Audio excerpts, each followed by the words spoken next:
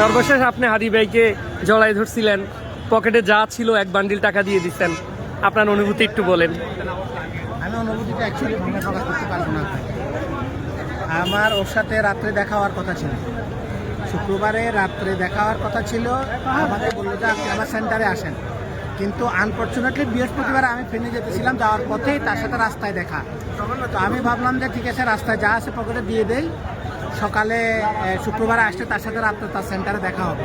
এবং সেটাও বলা হয়েছে। মাসুম ভাই ডাকা, মাসুম ভাই, মাসুম ভাই, ওই যে মাসুম ভাই, এই মাসুম ভাই। এরপরে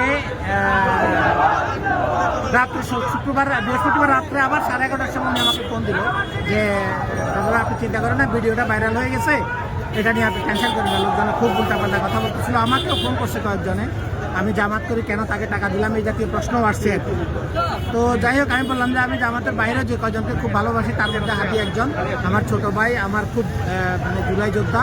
জুলাই আন্দোলনে আমিও জেলে গিয়েছিলাম, সে আমার জন্য প্রতিবাদ জানিয়েছিল। এই সব মিলে তার সাথে আমার সম্পর্ক অনেক দিনের আন্দোলন সময়কালীন সময়।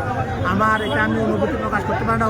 ওর মৃত্যুটা আমার ভাই হারালে আমি আমার কাছে। আল্লাহ আপনাকে কবুল করুন। জাযাকাল্লাহ ভাই, ধন্যবাদ ভাই।